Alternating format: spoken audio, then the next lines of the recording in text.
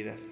Ahora, en el mensaje que Dios colocaba en mi corazón el día de hoy, está muy vinculado y guarda una relación muy estrecha en esa relación íntima que nosotros realmente tenemos y podemos tener con Jesús, esa relación que podemos tener con el Espíritu Santo, y cómo hay un factor que yo creo que cada día en el mundo cobra más fuerza y cada día en el mundo cobra como mayor potencia al herir a las personas, pero específicamente a los hijos de Dios. Creo que los hijos de Dios durante muchos años, durante mucho tiempo en la iglesia, no hablo solamente de la iglesia actual, sino la iglesia a nivel mundial y en el transcurrir del tiempo, creo que este factor del cual vamos a conversar el día de hoy, el Espíritu Santo colocaba en mi corazón para el día de hoy, ha golpeado de una manera tan contundente y tan fuerte que se ha metido de una manera ha sido un golpe contundente, pero se ha metido de una forma muy sigilosa, al punto de que hemos confundido el hecho de servir a Dios, de entregar a Dios, o incluso de que nuestra vida sea rendida a Dios, con el hecho de que podemos estar cansados, podemos estar agotados, podemos estar angustiados y no entender que el principio y el fundamento de nuestra vida en Cristo es depositar y derramar nuestros corazones en Cristo.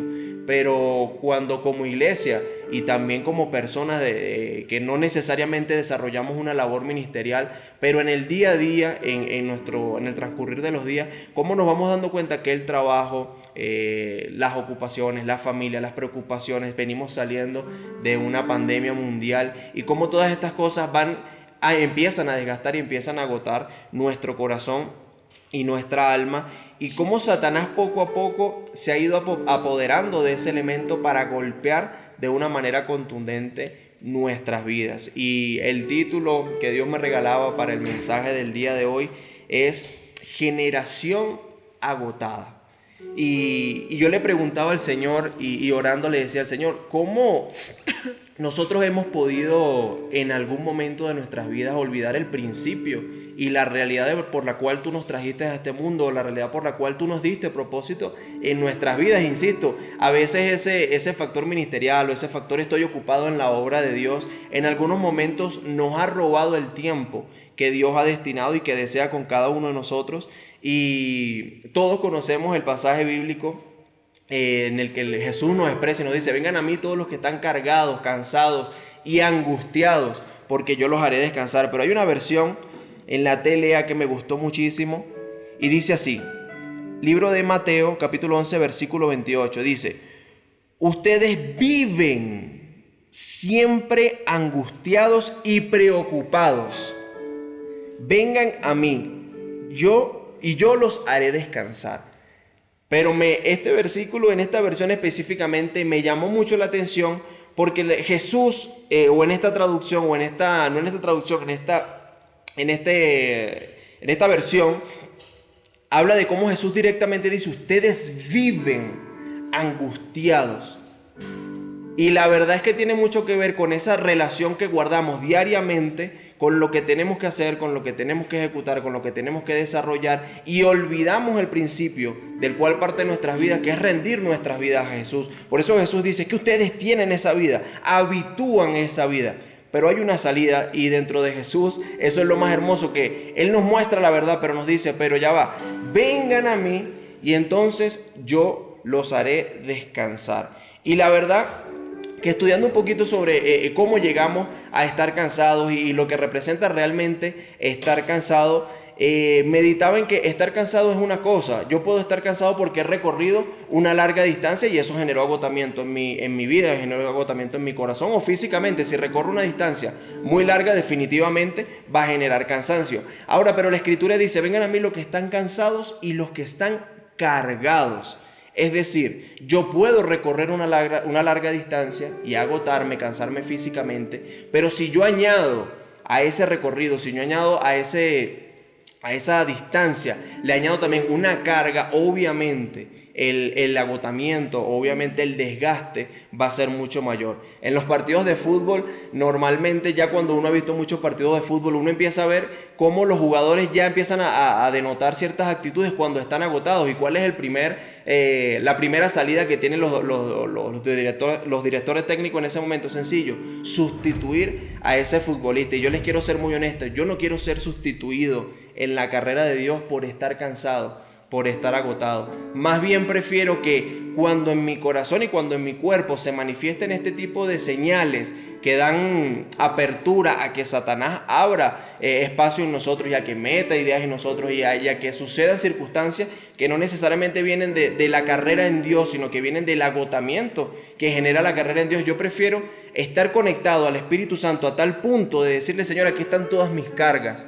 Estoy agotado, estoy cansado, pero estoy delante de ti. Y no precisamente esperar a que Dios me vea agotado o precisamente, o para ser más puntuales, que el mundo me vea agotado. Porque creo que un hijo de Dios agotado es un peligro para la iglesia, es una preocupación para la iglesia. Pero un hijo de Dios que entiende el principio de entregar sus cargas a Jesús es un arma letal contra el infierno. Porque un hijo que ha descansado en Jesús, un hijo que ha entendido que Jesús gobierna, que Jesús es el rey, que Jesús es el único que puede librarnos de todas esas cargas o que puede hacer que esa carga sea más llevadera, es la única forma que podremos afrontar nuestra vida y que podremos afrontar el propósito que Dios tiene con nosotros para poder cumplir ese propósito que Dios tiene.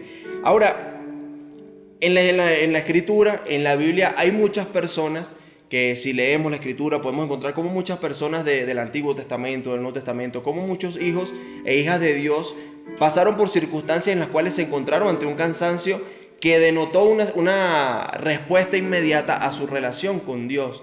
Y cuando estudiamos esto, como les he compartido en muchas oportunidades, me gusta encontrar en la Escritura los episodios que se identifican con lo que vivo en mi vida personal. Y honestamente me he encontrado, y sé que muchos de los que están en este mensaje también lo han vivido, nos hemos encontrado en circunstancias donde el agotamiento nos ha quitado la prioridad o el primer pensamiento de saber que mis cargas deben estar colocadas en Jesús. O sea que no es algo nuevo, no es algo que se nos ocurrió ahorita, no es algo que está sucediendo solamente en este tiempo. No, desde el inicio de los tiempos vemos cómo el agotamiento, cómo el desconectarnos, así sea por un segundo, del entender que Dios puede llevar nuestras cargas, puede traer consecuencias muy contundentes a nuestra vida. Y ese cansancio no solamente tiene que ver con trabajo, ese cansancio no solamente tiene que ver con desgaste físico, ese cansancio también tiene mucho que ver con lo que vivimos diariamente, con las circunstancias que este mundo nos hace enfrentar diariamente. Y tenemos muchos testimonios, por ejemplo está la vida de David. Si vemos todo lo que sucedió en el transcurrir de la vida de David, cómo fue perseguido, cómo fue señalado, cómo incluso fue rechazado por sus propios hermanos. Su padre incluso lo tomó de último cuando vino el profeta a profetizar y a hablar lo que Dios había dicho. Y cómo en ese tiempo todas estas circunstancias de alguna u otra manera generaron un agotamiento en David. El Salmo 38 versículo 4 dice: mi culpa pesa sobre mi cabeza, como una enorme carga me estoy hundiendo, describía David en esa circunstancia. Y nos da esa sensación, o nos hace entender que nosotros en muchas oportunidades también estamos en esa sensación donde el agotamiento general, el agotamiento de la vida, el agotamiento que produce este mundo en el cual vivimos, definitivamente genera circunstancias y genera en nuestros corazones sensaciones que definitivamente nos hacen desplazar la oportunidad de decirle: Dios, aquí están mis cargas. Pero el mismo salmista David, el rey David, en el Salmo 48 también, el Salmo 42, versículo 11, también describe algo que me conecta muchísimo con lo que Dios quiere ministrar en esta tarde y quiere hablarnos a todos en esta tarde. Y el versículo 11 dice así del Salmo 42, dice: ¿por qué estoy tan desanimado? ¿Por qué está tan triste mi corazón?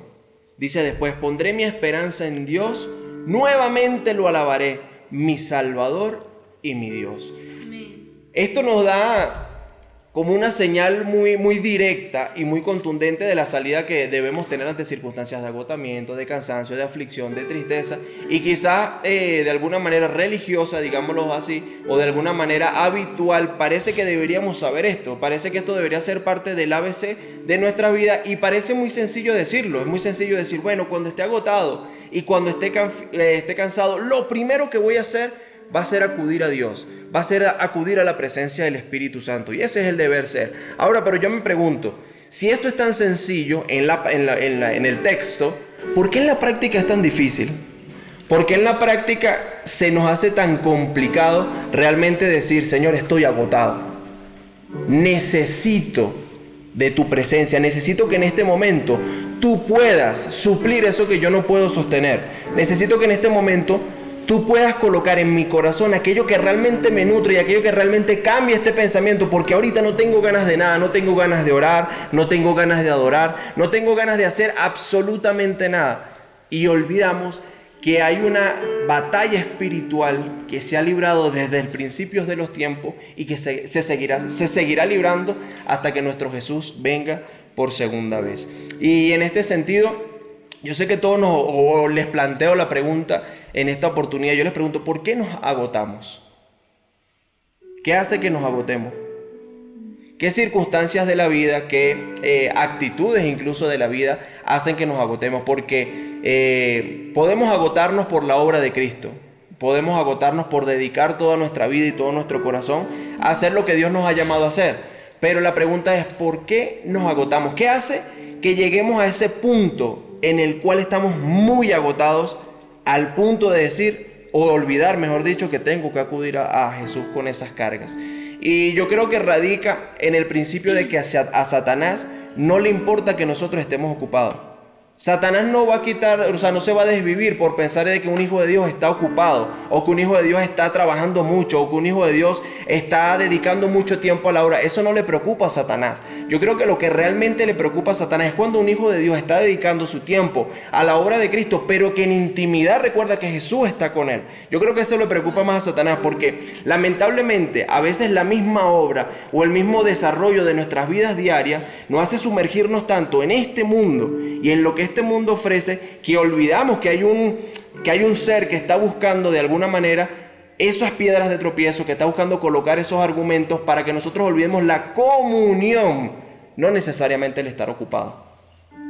Porque yo puedo estar muy ocupado y no saber qué es lo que Dios realmente tiene para mi vida. Puedo estar muy ocupado dedicándome a lo que yo creo que es lo que Dios espera de mí, pero si no hay una comunión real, no hay una comunión intensa, interna y continua con el Espíritu Santo, difícilmente lo que estoy haciendo realmente va a cobrar sentido en el propósito y en el sueño general que Dios tiene con la humanidad. Y en este sentido, yo quisiera enfatizar un punto que es fundamental, y es que como iglesia nosotros tenemos que procurar que el evangelio sea predicado. Los apóstoles tienen que dedicarse a su misión apostólica, los evangelistas tienen que preocuparse y dedicar su vida a llevar el mensaje de salvación a las naciones, los misioneros tienen que dedicar su vida a por todo el mundo llevar el mensaje de salvación y mostrar a Jesús.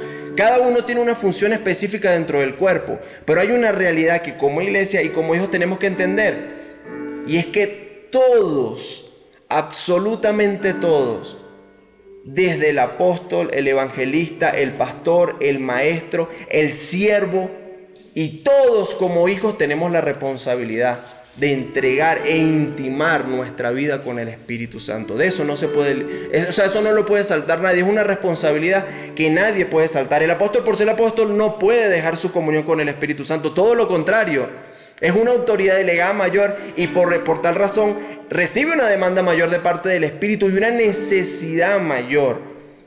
Ahora, ¿por qué les hablo todo esto? Porque yo creo que Dios ha dispuesto, y el propósito del sacrificio de Jesús ha sido dispuesto para que nosotros tengamos vida eterna y para que la humanidad conozca de Jesús. O sea, Jesús no solamente vino a perdonar nuestros pecados, Jesús vino a perdonar nuestros pecados, pero también dejó un ejemplo de vida. Y si solamente la muerte de Jesús representara su propósito, Él no hubiese tenido que resucitar al tercer día. Él murió por nuestros pecados, pero la resurrección le da sentido total al cumplimiento del propósito de cada uno de nosotros en este mundo. Porque esa resurrección da testimonio al mundo entero de que el mismo poder que levantó a Jesús de entre los muertos ahora habita en cada uno de nosotros, ahora habita en cada uno de ustedes. Entonces es una realidad y una verdad espiritual que al momento de estar agotados, inconscientemente pasa a un segundo plano y no nos permite discernir y no nos permite entender a lo que realmente nos estamos enfrentando en este mundo. Ahora, yo creo que esto le da forma, o es fácil expresarlo cuando lo graficamos un poco con la respiración. Nosotros obviamente tenemos que respirar para vivir, pero nosotros no podemos vivir, por ejemplo, solamente de inhalar. Nosotros tenemos que inhalar y exhalar. Entonces hay dos elementos que se juntan en este proceso, y yo creo que nuestra vida en Cristo tiene que ser igual para que realmente podamos darle el sentido correcto al poder enfrentar las situaciones que vivimos en este mundo y esos agotamientos a los que nos enfrentamos, esas adversidades o esas circunstancias que hay en nuestro entorno que nos agotan física y espiritualmente y no nos permiten ver que Jesús está allí.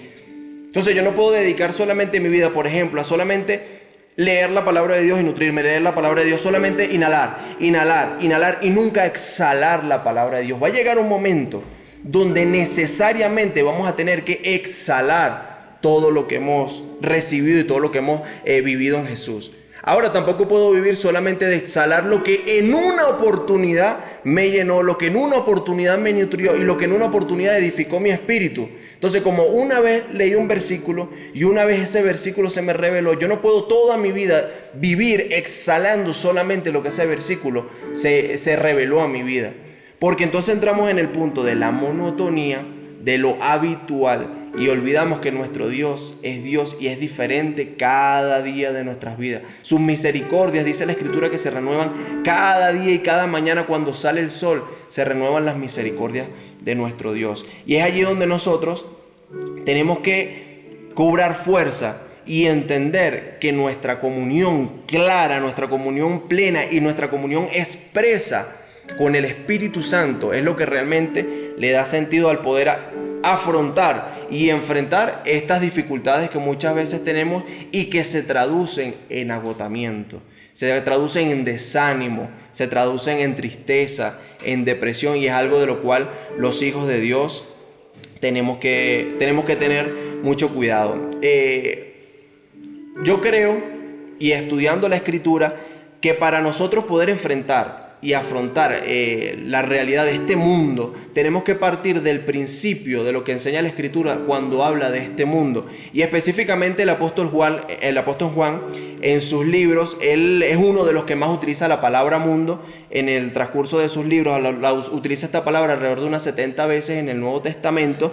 Y es curioso porque él tiene hace como un énfasis muy contundente, o tiene, vamos a decirlo de esta manera, tiene como una especial atención con esta palabra, pero la palabra mundo en las distintas descripciones o en los distintos contextos en lo que el apóstol Juan los expresa, tiene diferentes connotaciones. Entonces, en ese sentido, nosotros tenemos que aprender a diferenciar la posición que tenemos ante el mundo, la posición que tenemos también como mundo, para poder decir, oye, estoy agotado. Y cuando estoy agotado, ¿qué es lo que tengo que enfrentar cuando estoy agotado? Quiero leerle una de las connotaciones. Una de las connotaciones está en el libro de Juan, capítulo 1, versículo 9. Y dice, aquella luz verdadera que alumbra a todo hombre venía a este mundo. Hablaba de Jesús como luz verdadera para iluminar a toda la humanidad, y venía a este mundo como espacio físico, como espacio geográfico, como el espacio en el cual toda la humanidad se yace. Esa es la primera connotación que el apóstol Juan le da a esta palabra en la Escritura. Está una segunda connotación que está en Juan 3:16, que dice, porque de tal manera amó Dios al mundo, que ha dado a su Hijo unigénito, para que todo aquel que en él cree no se pierda, mas tenga vida eterna. Y dice, porque de tal manera amó Dios al mundo. Al espacio físico, al espacio que Él nos entregó para habitar, no. Cuando Juan hacía referencia en la connotación directa del mundo en este pasaje, está hablando del mundo como humanidad, como la creación. Él decía, porque de tal manera Dios amó a la humanidad que entregó a su único Hijo.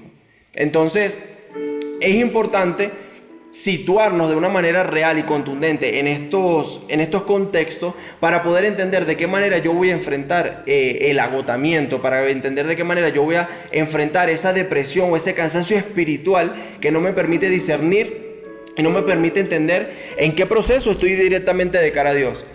La realidad es que cuando leía los tres contextos, de algún momento me daba como la impresión de que era una especie de trabalengua, porque el tercer contexto que el apóstol Juan utiliza y el que más utiliza en relación en lo largo de sus libros es la relación que le da, es un sistema espiritual de maldad gobernado por Satanás cuando habla de este mundo. Por eso dice la Escritura que no nos amoldemos a este mundo en el libro de Romanos. Entonces, ¿qué me habla la Escritura? Que hay un contexto que yo debo entender, que yo debo discernir, que yo debo poder encontrar para poder enfrentar de alguna manera todo lo que en este mundo se me presente. ¿Por qué hablamos del término mundo? Porque obviamente todas estas situaciones que se generan y que le restan a mi vida espiritual parten de este mundo y precisamente de esta connotación que le da el apóstol Juan, que es ese gobierno espiritual de maldad que tiene Satanás sobre este mundo. Ahora parece un trabalengua. Dios vino al mundo para salvar al mundo de lo que hay en el mundo.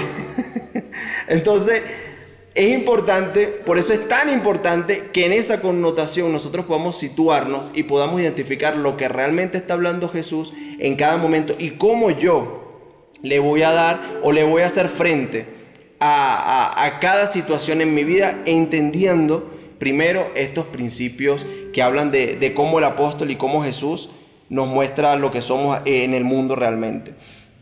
Ahora, yo les quiero leer el significado, vamos a decirlo, total o completo de este tercer punto, porque es el que quiero que realmente enfaticemos y que realmente toquemos el día de hoy, porque es el que nos va a permitir discernir y el que nos va a permitir ver qué áreas de nuestro corazón, qué áreas de nuestra vida están generando esa desconexión, están generando esa tristeza o están generando esa depresión que no nos permite ir y depositar nuestras cargas en Jesús. Y dice así: es el sistema espiritual invisible de maldad dominado por Satanás y todo lo que ofrece oposición a Dios, su palabra y su pueblo. ¿Qué quiere decir esto? Muchas veces, yo no sé si les ha pasado que en oportunidades, bueno, a mí me ha dado gripe y no sucede nada, me dio gripe, bueno Señor, en tus llagas me declaro sano y pido sanidad por esa gripe. Pero hay momentos en la vida en los que yo he discernido y yo he dicho, yo me he parado al espejo y he dicho, esta gripe no es normal. Esta gripe tiene algo espiritual. No sé, ¿qué es lo que dice uno? Esta gripe es del diablo, porque uno le achaca todo al diablo, pero es que es una realidad, porque hay un gobierno espiritual que está buscando la oposición de que la obra de Dios se desarrolle. Por eso cuando nosotros discernimos, encontramos y entendemos que estas circunstancias se pueden generar y vemos que cualquier circunstancia a nuestro alrededor o nuestro entorno golpea de frente o choca en contra del propósito de Dios, tú dices, no, esto no es normal. Uno se detiene y uno dice, aquí está pasando algo totalmente diferente. Vas camino a la iglesia y de repente, bueno, cuando íbamos a la iglesia en físico, íbamos camino a la iglesia y se desataba una cola que duraba 1:30, 2 horas. ¿Y qué decía uno? Esta cola es del diablo. Y es que es una realidad, porque es que hay un ambiente espiritual que está, en este caso un ambiente espiritual de maldad que está gobernado por Satanás y en el cual él usa vamos a decir, circunstancias y barreras para poder ir en contra del desarrollo del propósito de Dios. Yo no sé si a ustedes les ha pasado, pero por ejemplo, cuando yo fui a conocer al Señor, a mí me invitaron a la iglesia como 15 veces y siempre sucedía algo que no me permitía ir. Siempre sucedía algo que de alguna manera retrasaba ese tiempo en el cual yo realmente llegaba o que podía llegar y conocer a Jesús. Entonces, en esos momentos tú entiendes que hay algo que realmente está generando un agotamiento, que realmente está generando un desgaste espiritual y por el cual nosotros cada día debemos levantar argumentos también que nos permitan decir y discernir cuando suceden estas cosas, decir, ya va, aquí está pasando algo que no es normal. Este agotamiento que yo siento no es solamente porque estoy trabajando muy duro. Este desgaste que yo siento no es solamente porque la situación con la pandemia ha sido muy difícil. Uno entiende y discierne que hay un gobierno que está buscando oprimirnos de tal manera que el propósito de Dios y la obra de Dios no se desarrolle de manera concreta y precisa en nuestras vidas. Y es allí donde yo creo que Dios está haciendo un llamado en esta tarde a que no solamente identifiquemos qué es aquello que nos está atrasando espiritualmente, no solamente identifiquemos qué es aquello que se está levantando como una gran barrera espiritual que no me permite ejercer mi rol como hijo de Dios, es que podamos discernir y podamos identificar cuáles son las áreas y cuáles son los elementos en nuestra vida que nosotros tenemos que enfrentar en este tema, y sobre todo cómo lo vamos a hacer. ¿Cómo yo voy a enfrentar cada situación espiritual que genera en mí y que produce en mí ese agotamiento, ese cansancio que no me permite decirle: Señor, aquí están mis cargas, las quiero colocar todas delante de ti porque sé que tu yugo es más ligero? Hay un estudio muy curioso de parte de William Barclay, si no me equivoco, y él decía que hay un estudio, o historiadores aseguran, que Jesús, antes de empezar su ministerio, una de sus especialidades era el desarrollo de los yugos. Y tenía como fama, por decirlo de alguna manera, que muchas personas iban a comprar los yugos para sus animales allí donde Jesús. Obviamente no es algo que sale en la escritura, pero los historiadores, los que han estudiado papiros muy antiguos, dicen que Jesús se dedicaba específicamente a la creación de estos yugos. Y decía que era muy famoso porque los coloca, no era como que un yugo genérico para todo tipo de animales, sino que él lo iba colocando de acuerdo a la talla, de acuerdo a la estatura, porque él buscaba que el yugo fuera ligero para el animal. Y es curioso porque a mí me pueden decir: bueno, pero eso no sale en la escritura. Pero si conozco al Espíritu Santo y conozco a Jesús, no me sorprendería que Jesús hubiese logrado algo de esa manera y que fuera tan específico para cada talla, para cada lomo, para cada tamaño que existía en ese caso de los bueyes. Entonces yo digo, ahora, ¿será que Jesús, cuando dice toma mi carga y toma mi yugo, que es ligero, estará hablando de que hay uno específico para cada uno de nosotros? Él no le va a colocar una carga a Enger como la mía, porque quizás la carga que le coloca a Enger me la daña, o quizás la carga que le ha dado a Enger me va a dañar a mí. Entonces la escritura es contundente cuando muestra la personalidad de Jesús y cómo Él ha especificado cada una de las cosas para nuestras vidas y cómo ha especificado cada uno de los principios por los cuales nosotros debemos pelear. Y yo creo que debemos situarnos en la idea central, en la idea general y en la idea contundente de creer y saber que nuestro Dios, que Jesús, tiene algo específico para cada uno de nosotros, y que en ese desarrollo de algo específico también tiene una forma de actuar específica para cada uno de nosotros. Y creer que Dios no tiene la capacidad de depositar en mi corazón la forma y el argumento para rebatir todo lo que en este mundo se ha levantado en mi contra, sería tonto pensar que Él no lo ha diseñado. Por eso la escritura también dice que Él ha vencido al mundo. Ahora, cuando yo me preguntaba, yo decía: Señor, cuando tú dices que has vencido al mundo, ¿a qué te refieres? Porque durante mucho tiempo lo he expresado y lo he vivido y he entendido que Él venció al mundo siendo hombre, y nos da la capacidad a nosotros de entender que siendo hombres también podemos vencer al mundo, conectados con Él, viviendo la fe, en oración, en comunión con el Espíritu Santo. Pero ahora, y estudiando este mensaje que Dios me regalaba, entiendo algo un poco más profundo en relación a este mundo. Y es que Dios nos ha dado la capacidad de entender y de vivir, de que este mundo lo podemos vencer, porque Él venció ese gobierno espiritual que Satanás tiene sobre la humanidad y que se ha desarrollado durante el pasar de los años. O sea, ya vence al mundo. No es solamente, bueno, las tentaciones del alcohol, o bueno, las tentaciones de la pornografía, o bueno, la tentación al orgullo, al chisme. Esas son cosas que se desarrollan en la humanidad.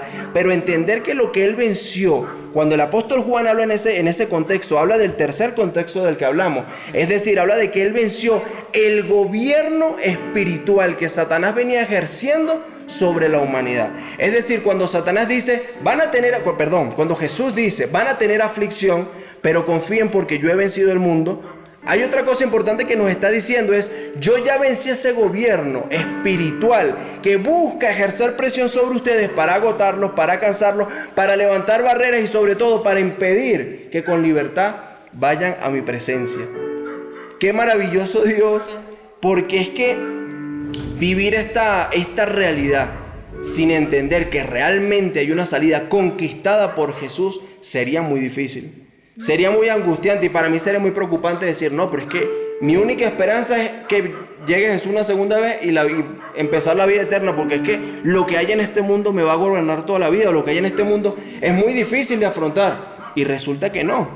Hay una salida inmediata. El Señor dice, no, ya va, espérense un momento. Están angustiados, están preocupados, es difícil lo que están viviendo. La pandemia no solamente nos generó pérdidas emocionales, pérdidas físicas, muchos nos enfermamos y también pérdidas humanas, también perdimos familia. Pero el Señor dice, no se queden allí. Entiendan que yo vencí lo que gobierna espiritualmente en maldad. Yo vencí cualquier atmósfera espiritual que vaya en contra del propósito de Dios, que vaya en contra de la humanidad como hombre y que vaya en contra de esa realidad que vivimos junto con Jesús. Entonces, claro, nos da otra perspectiva en la cual yo digo, espera un momento, Leonel, aquí hay algo diferente, aquí hay algo nuevo, aquí Dios me está dando la oportunidad de no ser perfecto. Dios me está dando la oportunidad de entender que el perfecto es Él. Dios me está dando la oportunidad de entender que no necesito el poder para vencer esto. Me está dando la oportunidad de entender que Él tiene el poder. Que Él se destinó, se predestinó y que murió en la cruz para perdonar nuestros pecados. Pero al resucitar nos da la veracidad, nos da el mensaje contundente de que Él venció este mundo espiritual. Entonces a veces a los cristianos de esta generación nos pasa lo mismo que a los que seguían la ley en la generación de Jesús. Estaban esperando a alguien que golpeara, que fuera contundente de una manera física con el gobierno romano de aquel entonces, con el imperio romano. Y en la actualidad nos pasa que creemos que ese gobierno que Dios venció solamente es quizás una gripe, que quizás es las dificultades, que quizás es no tengo trabajo. ¿Y qué pasa? ¿Eso no lo va a vencer Dios? Sí, Dios lo venció. Pero lo que principalmente venció, cuando dijo yo vencí al mundo, fue ese gobierno espiritual que hay alrededor de toda la humanidad. ¿Y qué pasa con la humanidad? Nosotros no venimos de Marte, a veces decimos, no, pero es que yo no estoy en el mundo. No, somos parte de esa humanidad y por eso Juan profundiza en esto. No, ya va. Ahí está el mundo, que es el espacio físico, está el mundo, que es la humanidad, y está este mundo espiritual en el cual él más hace énfasis, pero nosotros no podemos evitar decir que estamos en el mundo. Convivimos con el mundo. Entonces, no entender que convivimos con estos tres elementos, nosotros como personas, es errado. Y es allí donde la batalla espiritual, la lucha espiritual se torna más difícil. Porque atribuimos quizás muchas veces al mundo físico lo que compete a este tercer concepto espiritual del mundo. Muchas veces atribuimos a nuestra propia humanidad o a la humanidad lo que realmente compete a este mundo espiritual del cual el apóstol Juan habla, y es donde el día de hoy yo quisiera que hiciéramos énfasis y entendiéramos cómo Jesús. Les quiero compartir dos episodios de la Biblia, dos pasajes de la Biblia donde Jesús confrontó de forma contundente este concepto espiritual y no necesariamente el físico, como en algún momento quizás pudimos creer. El primero de ellos es el pasaje que quizás todos conocemos cuando Jesús llega al templo. Dice la escritura, les parafraseo, ya lo vamos a leer, pero les parafraseo un poco. Jesús llegó en la temporada de la Pascua y dice que estaban todas las personas vendiendo palomas, vendiendo los corderos. O sea, se generó un mercado allí. Dice la escritura que Jesús llegó y volteó las mesas y sacó a todo el mundo de su casa, de la casa de Dios. Leo textualmente, eso está en Juan 2, capítulo 2, versículo 13 al 18, y dice así: Estaba cerca la Pascua de los judíos, y subió Jesús a Jerusalén. Y halló en el templo a los que vendían bueyes, ovejas y palomas, y a los cambistas allí sentados. Y haciendo un azote de cuerdas, echó fuera del templo a todos, y las ovejas y los bueyes, y esparció las monedas de los cambistas y las volcó en las mesas.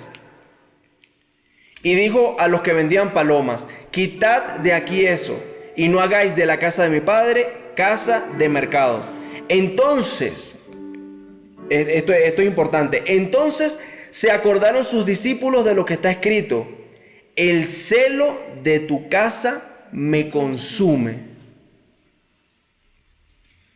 Y los judíos respondieron y le dijeron: ¿qué señal nos muestras ya que haces esto? Ahora, muchas veces, o por lo menos a mí me había pasado en el pasado, que asociaba este pasaje a que a veces tenemos una ira santa contra las cosas en las que no estamos de acuerdo, que a veces las cosas en las que, bueno, no nos parece que están justas en el orden de Dios, entonces tenemos una reacción en contra de estas acciones. Pero creer que en este pasaje Jesús simplemente volteó las mesas porque estaban vendiendo en la casa de su padre, nos deja solamente en el primer concepto de mundo, en el cual el apóstol Juan hace énfasis.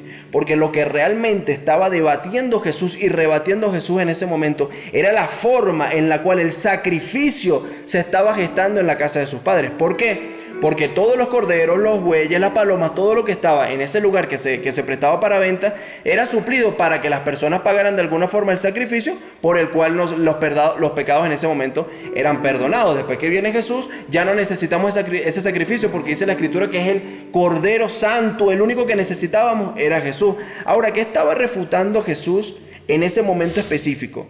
Jesús lo que realmente estaba refutando es que la gente perdió el sentido y perdió la conexión de entender que el sacrificio era mucho más que matar un animal. Y específicamente en este punto, ¿por qué habían animales en la casa de Dios? Porque resulta que muchas personas para la época venían desde lugares muy lejos y traer su propio sacrificio era muy complicado, era muy difícil. Entonces llegaban a ese lugar, compraban el primero que le ofrecían o al mejor postor y terminaba ese siendo el sacrificio. Es decir, por no agotarse, por no traer su sacrificio desde donde venían, por no realmente cumplir el mandato que tenía Jesús para lo que era el sacrificio, preferían llegar ligerito, preferían llegar sin carga y en ese lugar comprar el cordero, comprar el sacrificio que tenían que hacer para Dios. Tremendo. Y yendo un poquito más profundo, resulta que la injusticia en el lugar era tal que no podían comprar aquellos sacrificios con tal moneda, porque uno dice, bueno, aquí entonces la exhortación tenía que ser para aquellos que venían, que no compraran, no sucumbieran ante la tentación de comprar este tipo de sacrificios, sino que dijeran, bueno, vamos a hacer algo, yo me traigo mi sacrificio y que ellos no puedan vender nada. Pero es que la cuestión es que ellos tenían una parte, pero los que vendían aquellos animales que eran sacrificados, entonces empezaron a hacer un negocio y resulta que era un tipo de moneda lo que podían utilizar, no podía ser con cualquier moneda. Y las tasas de cambio para el momento, los que conocen un poco de tasa de cambio, eran sumamente elevadas para la temporada de la Pascua. Ahora, ¿qué sentido tiene todo esto en lo que Dios nos viene hablando? Un sentido muy particular. Jesús no combatió a estas personas físicamente. Jesús no estaba combatiendo a estas personas porque estaban realizando solamente mercado. Es que el propósito real, el sentido real por el cual las personas iban a la Pascua, en la Pascua a Israel, se estaba perdiendo por completo. Nadie quería decir, yo quiero tomar la carga que Dios tiene que colocar sobre mí. Yo no quiero llevar el sacrificio que me corresponde, el peso que me corresponde para pagar el sacrificio en el templo, yo no lo quiero llevar. Porque bueno, algunos dirán, bueno, a mí me tocaba llevar una paloma, pero el que le tocaba llevar un buey. Entonces, sucede que para ese entonces y para la época era muy fácil creer que Jesús simplemente se había molestado. Y era una ira santa. Incluso para nuestra época es muy fácil pensar que es un argumento para decir que podemos molestarnos y tener una ira santa. Pero la realidad es que esa molestia fue por un celo espiritual que tenía Jesús. Y fue por un celo espiritual, por un gobierno que se estaba entronando y que se estaba manifestando en la casa de su padre. Porque ya la gente había perdido el sentido y había perdido la noción de entender y saber por qué realmente estaban sacrificando o por qué realmente se estaban haciendo estos sacrificios. Esta obra que se estaba gestando iba completamente en contra del propósito de Dios, de la obra de Dios y de la redención de Dios para con los hombres. Entonces no podemos caminar por allí, por la vida, sin entender que este mundo genera atmósferas espirituales, genera ambientes espirituales que van en contra de esa autoridad y de ese gobierno que Dios tiene para cada uno de nosotros. Pero insisto en lo que hablaba al principio, es muy fácil creer que son circunstancias naturales las que nos están golpeando alrededor. Es muy fácil creer que es simplemente una pandemia lo que sucedió. Es muy fácil creer que es simplemente que me despidieron del trabajo, o es muy fácil creer que es simplemente que la situación del país está muy difícil. Porque solamente estamos viendo la parte física de lo que se está gestando. Y no podemos hacer frente a algo físico si no entendemos que alrededor de eso hay un gobierno. Que ese gobierno es el que genera agotamiento, es el que genera cansancio, es el que genera depresión, tristeza, y es el que genera que no sea nuestra prioridad acudir a Jesús. ¿Por qué? Porque como es algo físico, se habitúa a tu día a día. Llegó un momento que honestamente la pandemia fue algo normal. Pasó a ser algo del día a día. Hoy se murieron 5,000 más. Llegó un momento donde quizás tu situación familiar pasó a ser algo más. Bueno, ya no me habla. Ya no pasa nada. Pasa a ser algo habitual porque no vemos lo que realmente está detrás de esto, y es un gobierno espiritual de maldad al cual nosotros tenemos que hacerle frente. ¿Cuántos están todavía por allí? ¿Cuántos siguen allí? Levanten su manita. Qué importante es poder discernir y poder definir. Y yo sé que el Espíritu Santo a cada uno de los que está conectado en este tiempo les va a empezar a dar testimonio de todas esas áreas que quizás en esta semana o quizás en este último tiempo han visto como algo natural o como algo normal. Y el Espíritu Santo yo sé que va a empezar a dar testimonio de que esos son gobiernos espirituales de maldad que Satanás está levantando para ir en contra de tu familia, para ir en contra de tu trabajo, de tu provisión, de tu sanidad. Y es en este momento y es en este tiempo que nosotros tenemos que discernir y hacer frente a estas cosas de la manera correcta. Ahora, lo primero que identificamos con esto es que Dios nos habla de que lo importante no es solamente lo físico. A Él le importa nuestra comunión y le importa nuestra relación con el ambiente espiritual. Ahora, pero a Jesús también le importa lo que en este mundo, o lo que el apóstol Juan habla como este mundo, como humanidad. Y muchas veces en ese mismo agotamiento, en ese mismo desgaste, nos olvidamos que tenemos una labor como iglesia, como hijos. Esta no es una labor que solamente le compete al pastor, al que ministra, al que enseña, al maestro. Esto es una labor que como iglesia nos compete, y es ministrar y enseñar la palabra de Dios. Ministrar y enseñar que Jesús vino para perdonar nuestros pecados y que resucitó para que nuestra vida también sea edificada con el Espíritu Santo. Así es. Ahora, el agotamiento a veces es tan fuerte que lamentablemente nuestro director técnico, que se llama Jesús, tiene que sustituirnos y colocarnos en un lugar, como decía la canción, en ese desierto, para realmente tomarnos la oportunidad y entender que le necesitamos y que necesitamos vivir esos procesos en los cuales yo pueda discernir y pueda entender que la iglesia me necesita, que la humanidad me necesita. ¿Y por qué la humanidad me necesita? Bueno, porque Jesús vino a perdonar nuestros pecados, pero también vino como un modelo de vida. Así es. Hay que entender y ver y creer y vivir que Jesús nos dejó un patrón por el cual nosotros debemos caminar. Insisto, y a veces vimos la iglesia como ese lugar en el cual solamente inhalamos. Va a llegar un momento donde vamos a explotar de tanto que hemos inhalado. Es necesario exhalar también. Lo que recibimos del Espíritu, lo que recibimos de nuestro pastor, lo que recibimos de la iglesia, es necesario exhalar y que eso contagie a otras personas. Amén. Pero el agotamiento, el desgaste, no te permite verlo. Porque cuando estás agotado, ¿qué dices? Necesito. Dios perdóname, Dios sáname, Dios lléname, Dios provéeme. Necesitas es para ti. Y se te olvida que la respiración solamente se completa cuando tú exhalas. Así sucede en la comunión con el Espíritu Santo. Cuando te sientas con el Espíritu Santo y solamente te llena, llega un momento que lo que está dentro de tu ser, todo lo que está dentro de tu ser va a tener que salir. Ahora, pero ¿qué pasa si generamos de esto más bien algo dinámico? Señor, lléname porque necesito ser vaciado. Lléname porque yo necesito brindar a los que están a mi alrededor, brindar a los que están en mi entorno la bendición de lo que tú eres. Y empieza a generar atmósferas espirituales, no solo que van en contra de esa atmósfera espiritual de maldad, sino que dice la Escritura que es superior. O sea, Jesús peleé contra la maldad y ahí quedamos tabla. No, dice la Escritura, yo he vencido al mundo. Como lo he dicho en varias oportunidades, ¿qué garantía tenemos los cristianos? Nosotros vamos a la batalla sabiendo que ya ganamos. Somos el único ejército que va a la batalla, pero ya sabe que ganó. Así es. Entonces, a partir de allí, creer y crear la oportunidad de que lo que el Espíritu Santo coloca en nuestros corazones es para entregarlo, es una gran bendición. En ese momento dice, Señor, sí estoy cansado, Señor, sí estoy agotado, pero yo coloco aquí mis cargas, porque yo quiero llevar tu yugo. Yo quiero llevar es la carga que tú has colocado sobre mi vida. Yo quiero colocar es el peso que tú has colocado sobre mí. Siempre cuando pienso en las cargas y cuando pienso en todo lo que tengo que hacer en mi vida, recuerdo a Jesús en la cruz. Porque es curioso que Él llevó su cruz literalmente hacia el lugar donde iba a ser crucificado.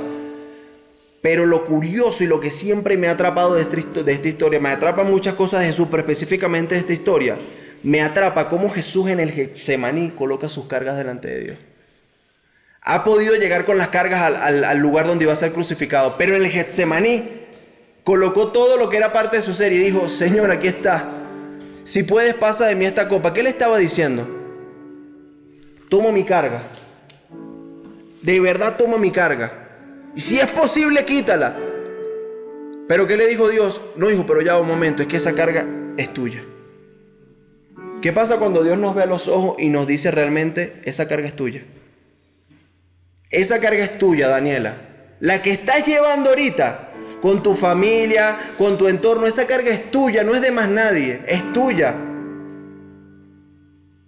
Familia, los que están allí, la carga que Dios ha colocado allí, cuando nos colocamos de frente a Dios, como lo hizo Jesús en el Getsemaní, que quizás le decimos: Señor, es muy difícil, es demasiado rudo, pero quizás Jesús dice: pero es que esa es la tuya. Habrá otra oportunidad donde Dios nos dirá: no, hermano, no lleves esa, hijo, no lleves esa no es tu carga. Pero la cuestión de esto es hacernos responsables de la carga que Dios había puesto sobre nosotros. Jesús no llegó diciendo: bueno, y si alguien me ayuda a llevar la cruz, ya me van a crucificar, o sea, que alguien más lleve la cruz por mí. No, Él tomó su cruz, la cargó y la llevó al lugar donde iba a ser crucificado.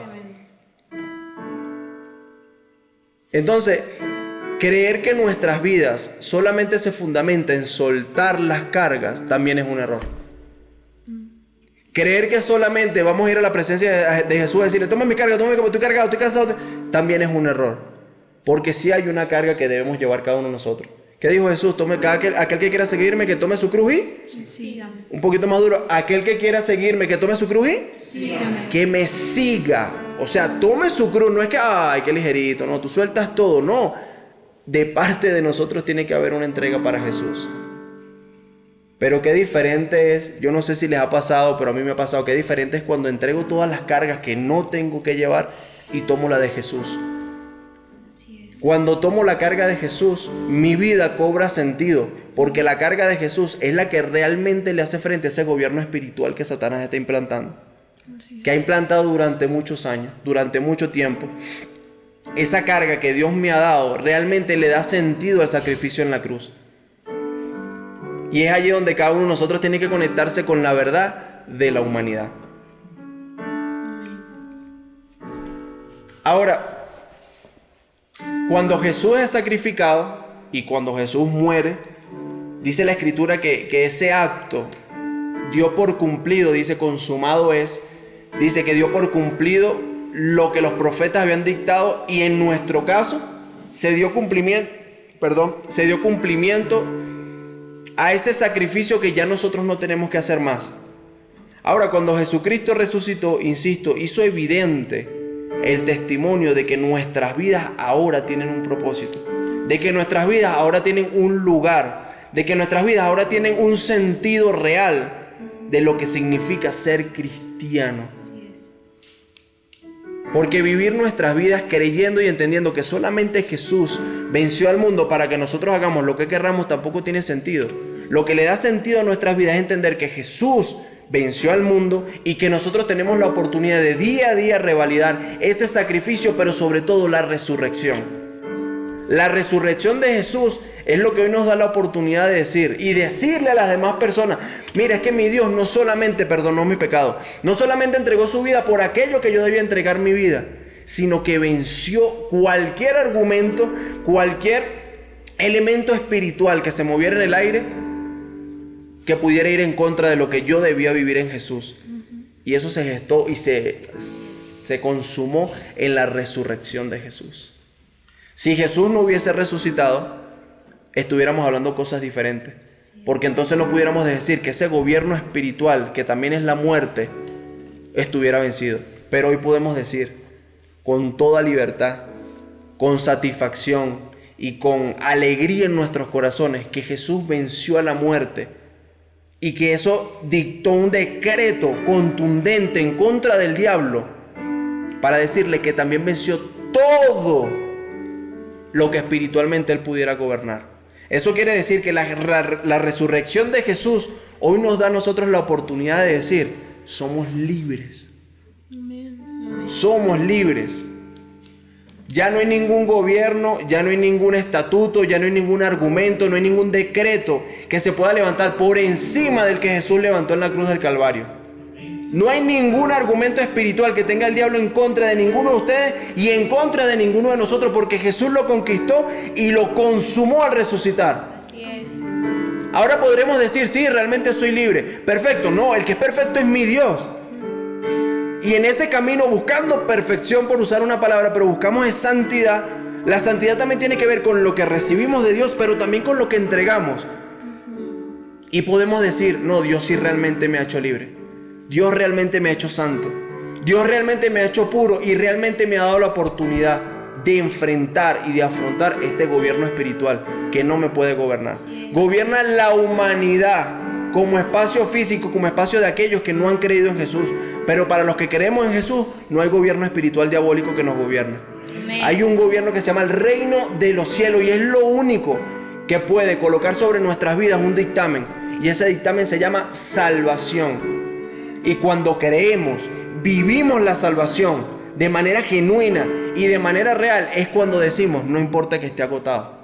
No importa que esté cansado, no importa que esté deprimido. Yo voy a llevar todo esto delante de Jesús porque Él me va a dar lo que yo realmente necesito llevar. Y hoy yo quiero darles no solamente ese mensaje de parte de Dios.